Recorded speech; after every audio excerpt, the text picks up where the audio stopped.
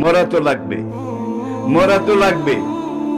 আল্লাহর কাছে বোধহয় যাওয়া লাগবে না, আল্লাহর কাছে যাওয়া লাগবে না।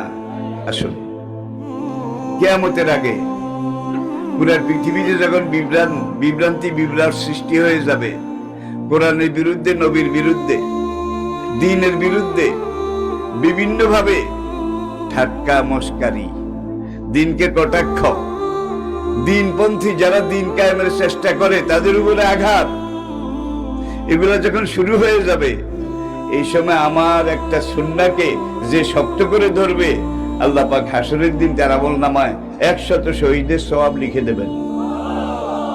আপনারা কি 100 শহীদের সওয়াব পেতে চান?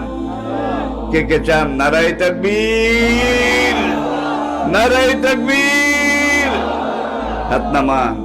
রব্বুল আলামিন, তুমি কোরআনে যা বলেছ সত্য বলেছ, তোমার নবী যা বলেছেন নিরেট প্লেন ট্রুথ, কালোজয়ী চির সত্য।